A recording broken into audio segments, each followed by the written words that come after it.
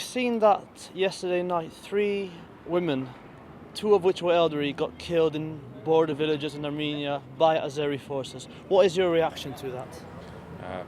Our reaction, our first reaction, of course, it's sadness. It's sadness because we knew that something like that could happen again. We knew that there is a way of act by the Azeri government which against the principles of human rights, the same principles that they have subscribed once they joined the Council of Europe or once they joined the the European Court of Human Rights, and then they are acting again against these principles. And this is unacceptable for us. This is unacceptable for a continent that talks to the Azeri government as a friend, and we cannot afford to have a friend like that. And what would you like? This happened 2 weeks ago, actually. A similar incident happened where Armenians living within the Republic of Armenia got killed by Azeri forces. Europe has not been very vocal about that. How would you like Europe to react now?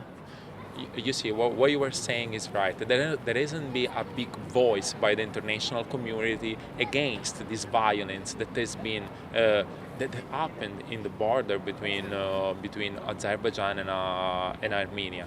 What happened in the meanwhile during these 2 weeks was a resolution approved by the European Parliament that made some people very angry. It was proposed by the Subcommittee of Human Rights, who was addressing pretty strongly the Azeri government on the violation of human rights and on the action in the in the neighborhood policy. And the reaction that we had as international community, especially by our governments, were negative. We were kind of lectured of being irresponsible to address a country who have to be friends because of who should be friends because of the energy policy. Exactly. Why do you think national governments are afraid to speak out against Azerbaijan, even though it's killing Armenian civilians in a UN-recognized independent state? I consider this behavior totally irresponsible because we're speaking again about this resolution. We were talking the previous day about the relations we had with Belarus, and we were addressing very strongly sanctioning them because we don't have business in the energy sector with them. So when it comes to someone who is in another context, because when we talk about the Azeri government, we are talking about something different. So the thing that I cannot accept that is from this parliament, from this institution, is that you put the economical interests of the geopolitical interests of the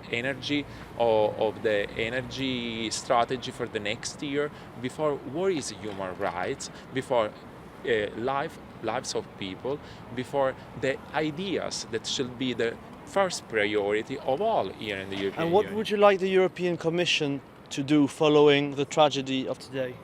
I would see for the first time the European Commission to be coherent with what they say. So if we address some country for violations like that, we should be very firm, very strong, very